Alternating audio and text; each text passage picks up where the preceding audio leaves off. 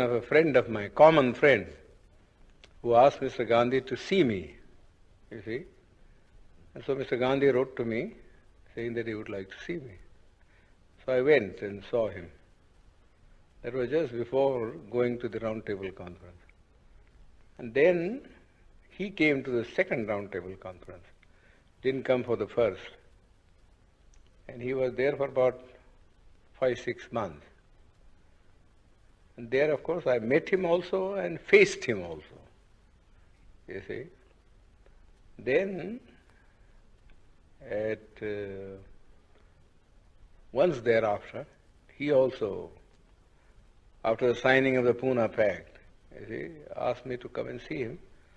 So I went to see him. He was then in jail, you see. But that's all the time that I have met him. But I always say that as I met Mr. Gandhi in the capacity of an opponent, I have a feeling that I know him better than most other people because he had opened his real fangs to me, you see, and I could see the inside of the man. You see, while others who generally went there as devotees, you see, saw nothing of him except the external appearance which he had put up as a Mahatma, you see. But I saw him in his human capacity, the bare man in him. And so I say that I understand him better, you see, than most of the people who have associated themselves with him can say. So how would you sum up what you found in him? Well, I must say at the outset that I feel quite surprised, you see, at the interest which the outside world, Western world particularly, seems to be taking in Mr. Gandhi. I cannot understand that. You see. So far as India is concerned, he was, in my judgment, you see, an episode in the history of India. Never an epoch maker. Gandhi has already vanished from the memory of the people in this country. His memory is kept up because the Congress party annually, you see, gives a holiday either on his birthday or some other day connected with some event in his life, and has a celebration every year going on for 7 days in a week. Naturally, people's memory is revived. But if these artificial respirations were not given, I think Gandhi would be long, long forgotten. You don't feel then that he fundamentally changed the aspects of Not at all. Not at all. In fact, he was all the time double dealing.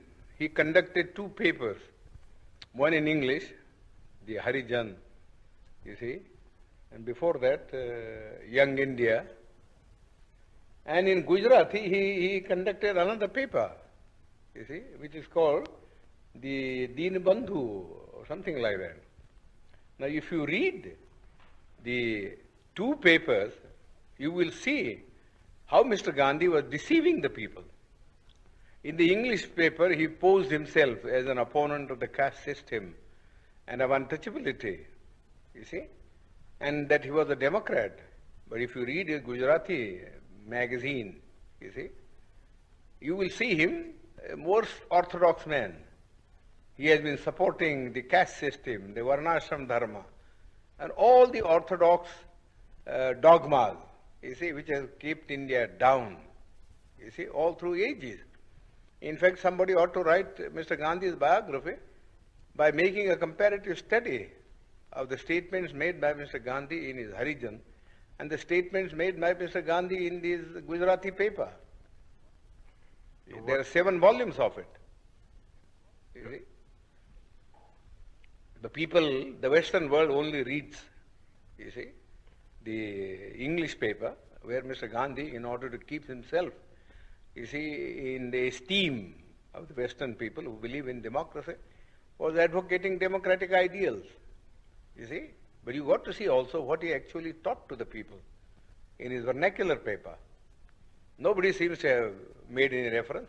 All the biographies that have been written of him, you see, are based upon his Harijan, you see, and the young India, but not upon the Gujarati writings of Mr. Gandhi. Then what were his real intentions with regard to the scheduled castes in the structure? Well, he only wanted, you see, there are two things about the scheduled caste.